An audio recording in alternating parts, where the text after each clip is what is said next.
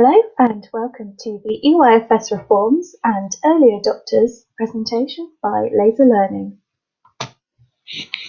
What is the EYFS Statutory Framework? The EYFS Statutory Framework sets the standards for the learning, development and care of children from birth to 5 years. It's mandatory for all early years settings in England, including maintained schools, non-maintained schools, independent schools, all nurseries and childminders on the early years register, and all childminders registered with an early years childminder agency. It includes early learning goals, ELGs, against which children are assessed at the end of the EYFS by early years settings.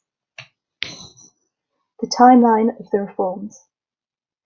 Following the primary assessment consultation in early 2017, the Department for Education proposed reforms to the ELGs and assessment process. The two key aims were to improve outcomes at age 5, particularly in early language and literacy, and reduce the workload so that children can spend more time with the teachers. The major changes to the EYFS framework were making the 17 ELGs clearer, more specific, and easier for teachers to make accurate judgments, focusing on strengthening language and vocabulary development to particularly support disadvantaged children, strengthening literacy and numeracy outcomes to ensure all children have a good grasp of these areas of learning in preparation for Year 1, ensuring the ELGs are based on the latest evidence in childhood development, and ensuring they reflect the strongest predictors of future attainment. A draft revised EYFS framework and EYFS profile handbook were published in July 2018 with the proposed changes, and this was piloted in 24 randomly selected schools across England for the 2018/19 academic year.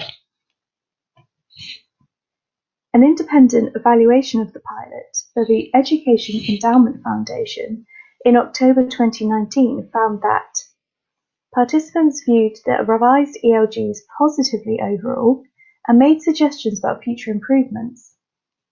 Schools reported their workload in relation to assessment and evidence gathering had reduced, and they spent this extra time with the children. The revised ELGs by themselves were not felt to be sufficient. Teachers wanted supporting materials such as curriculum guidance. There were mixed views about whether children would be better prepared for Key Stage 1 as a result of the changes, and whether the new ELGs were more or less challenging than before.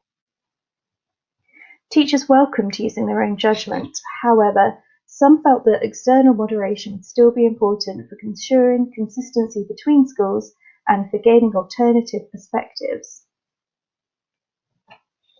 In October 2019, the DfE decided to seek views from the wider sector on the proposed changes and launched a public consultation. This consultation ran from October 2019 to January 2020. Following the consultation, the DfE said that it would make a number of changes. The changes to the reformed education programmes included personal, social and emotional development now includes more information on self-care and healthy eating. Physical development now includes a greater focus on development from birth to reception and on the link between growth and fine motor skills. Literacy now includes a stronger emphasis on pre-reception literacy learning and the link between language comprehension and future reading and writing. Mathematics now includes more details on the importance of shapes, spatial reasoning, and measure as part of the early years learning, and how children can foster a love of maths.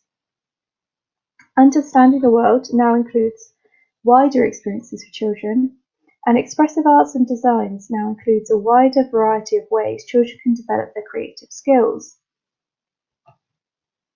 The changes to the ELGs included communication and language, including focus on child-adult interactions. Mathematics now includes greater clarity to counting and comparing quantities in the numerical patterns ELG. Understanding the world will clarify the expectation of children understanding the concept of past. And expressive arts and designs will include a reference to a greater variety of the use of tools, materials and techniques that children will need to demonstrate for the Creating with Materials ELG.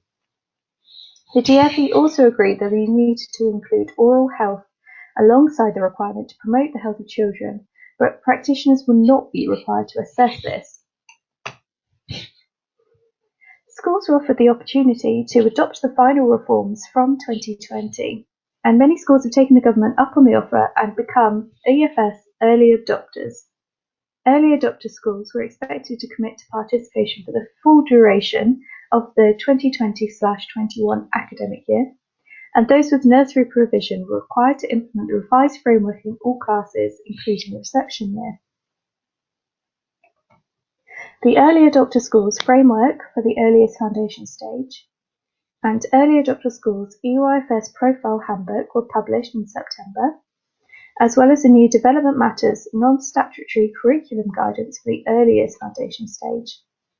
The framework is for schools participating in the EYFS Reforms Early Adopter Year from September 2020 to August 2021. All other schools and childcare providers should continue to use the 2017 EYFS framework and handbook until the statutory rollout of the reforms in September 2021, although we would recommend reading these documents to prepare your earlier setting for the rollout in 2021.